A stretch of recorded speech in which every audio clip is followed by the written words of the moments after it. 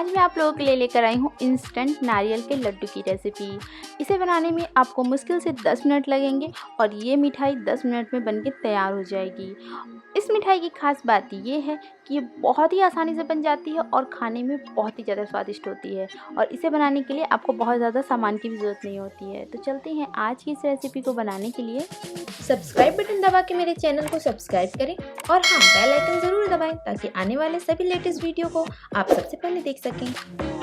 लड्डू को बनाने के लिए सबसे पहले हम पैन या कढ़ाई में 1 चम्मच घी डाल के उसे गर्म कर लेंगे।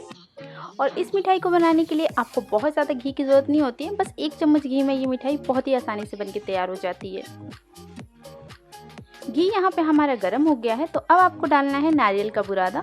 और यहाँ पे मैं 2 कप नारियल का बुरादा डाल रही हूँ और मैंने यहाँ पे मेजरिंग कप का इस्तेमाल किया है। आप कोई भी एक कटोरी ले लें, कप ले लें और उसी से सभी चीज़ों को नाप के डालें। गैस का आंच मीडियम कर दें और मीडियम आंच पे हम इसे 3 से 4 मिनट तक भून लेंगे। जब हम नारियल के बुरादे को घी में भून लेंगे ना, तो बहुत अच्छी इसमें से खुशबू आने लगती है और जो मिठाई का स्वाद है वो बहुत अच्छा आता है। और इसे आप लगातार चलाते हुए भुनें, नहीं तो ये नीचे बर्तन के तले से बहुत जल्दी जलने लगता है। और इसे भुनते हुए मुझे यहाँ पे 4 मिनट हो गए हैं और इसका जो कलर है वो हल्का सा चेंज हो गया है। बहुत ज़्यादा इसका कलर हमें नहीं चेंज करना है, जैसे ही इसका हल्का सा कलर और इसमें से भुनने की जो भीनी भीनी सी खुशबू होती है वो आना शुरू हो जाए, तो आप गैस का आंच बिल्कुल धीमा कर दें यहाँ पे। और अब आपको यहाँ पे डालना है कंडेंस मिल्क और यहाँ पे मैंने 3/4 कप कंडेंस मिल्क डाला है।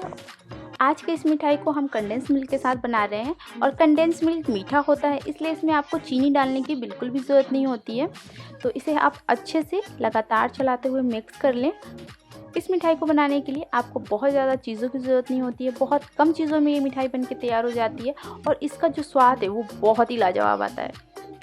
नारियल के बुरादे के साथ कंडेंस मिल्क अच्छे से मिक्स हो गया है। अब आपको यहाँ पे डालना है 1/4 कप दूध और ये उबला हुआ दूध है, लेकिन दूध गर्म नहीं है। अगर आप यहाँ पे दूध नहीं डालेंगे, सिर्फ कंडेंस मिल्क से मिठाई बनाएंगे ना, तो मिठाई आपका खिंचा खिंचा सा लगेगा, नरम नरम सा नहीं होगा। दूध को डालने के बाद आप इसे 4 से 5 मिनट तक धीमी आंच पे पका लें या इसे आप तब तक पकाएं जब तक कि मिश्रण पैन ना छोड़ने लगे। और आज के इस लड्डू में मैं इलायची पाउडर का इस्तेमाल नहीं कर रही हूँ, लेकिन अगर आप लड्डू में इलायची वाला फ्लेवर चाहते हैं तो यहाँ पे आप थोड़ा सा इलायची पाउडर डाल के उसे मिला लें। और ये जो मिश्रण है वो एक जगह अच्छे से इकट्ठा होने लगा है और पैन भी छोड़ने लगा है। और ये जो मिठाई है वो मुंह में जाते ही घुल जाने वाली मिठाई है, मतलब बिना खोए के ये मिठाई बहुत लाजवाब बनके तैयार होती है। और अब इसकी पहचान कैसे की जाए कि लड्डू के लिए हमारा मिश्रण बिल्कुल परफेक्ट बना है कि नहीं, तो थोड़ा सा मिश्रण हाथ में लें और इस प्रकार से गोल करके देखेंगे ना, तो ये आसानी से गोल हो जा रहा है, तो इसका मतलब है कि मिश्रण हमारा बिल्कुल परफेक्ट बन गया है। तो अब आप गैस बंद कर दें। मिश्रण अभी काफ़ी गर्म है, तो फटाफट से इसे एक दूसरे बर्तन में ट्रांसफ़र कर लेंगे, नहीं तो नीचे बर्तन के तले से ये जलने लगेगा। तो 5 मिनट के लिए इसे आप ऐसे ही छोड़ दें ताकि मिश्रण थोड़ा सा ठंडा हो जाए, उसके बाद हम इसके लड्डू बनाएंगे। और इसे पूरी तरीके से आपको ठंडा नहीं करना है, हल्के गर्म में इसके लड्डू बनाने हैं। मिश्रण हमारा हल्का सा ठंडा हो गया है, तो अब हम थोड़ा सा मिश्रण हाथ में लेंगे और इस प्रकार से दबाते हुए इसके लड्डू बना लेंगे। लड्डू का जो साइज़ है वो आप अपने हिसाब से छोटा या बड़ा रख सकते हैं। अब आप लड्डू को थोड़ा सा इस प्रकार से हाथ में घुमा लेंगे ना, तो लड्डू अच्छा सा गोल शेप में हो जाएगा और अच्छे से चिकना भी हो जाएगा। तो ये हमारा एक लड्डू बनके तैयार है। अब आप क्या करें कि इसे नारियल के बुरादे में इस प्रकार से लपेट लें, इससे इसका टेस्ट भी बढ़ जाएगा और ये देखने में और भी ज़्यादा अच्छा लगेगा।